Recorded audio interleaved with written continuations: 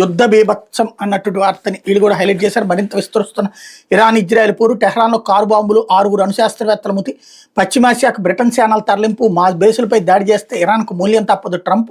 తాజాగా మరో ఇంధన కేంద్రంపై ఇజ్రాయెల్ దాడులు, ఇరాన్లోని అతిపెద్ద ఎలక్ట్రానిక్స్ ఉత్పత్తుల ప్రాంగణంపైన టెహ్రాన్లో రక్షణ శాఖ ఆఫీసు, పోలీస్ హెడ్ క్వార్టర్స్ ధ్వంసం, ఇజ్రాయెల్పైకి ఎయిర్ డిఫెన్స్ కన్నుగప్పే హజ్ కసీం క్షిపణులు, అందుకే ఆ క్షిపణుల స్థావరాలపై దాడులు, నెతన్యాహు ఇజ్రాయెల్ వైజ్మెన్ ఇన్స్టిట్యూట్పై ఇరాన్ క్షిపణులు, అతిపెద్ద సైంటిఫిక్ కమ్యూనిటీకి ఆ సంస్థ ఆవాసం, 80 లక్ష్యాలపై ఇజ్రాయెల్ దాడి, 128 మంది మృతి, టెల్లవీవ్ శివార్లలో బీభత్సం, 10 మంది దుర్మరణం.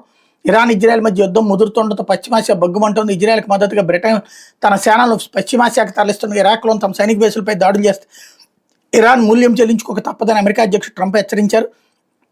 భారత్ పాకిస్తాన్ మాదిరిగా ఇరాన్ ఇజ్రాయెల్ చర్చలు జరిపి యుద్ధాన్ని ఆపాలని పిలుపునిచ్చారు.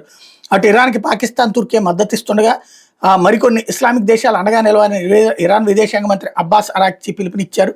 అలాగే $150 చమురు అంటూ ఇరాన్ ఇజ్రాయెల్ పోరుతో ఇప్పటికే 5 నెలల గరిష్టానికి ఇప్పుడు చమురు, సహజవాయు క్షేత్రాలపైన దాడులు, హోర్ముజ్ జలసంధిని మూసే దిశగా ఇరాన్ యోచన. ఈ పరిణామాలతో ధరాభారం మరింత పెరిగే ముప్పు, మన ఆర్థిక వ్యవస్థపై తీవ్ర ప్రభావం, ద్రవ్యోల్బణం పైకి అన్నటువంటి వార్తని హైలైట్ చేశారు. ఇకపోతే పొగాకు రైతుల్ని ఆదుకో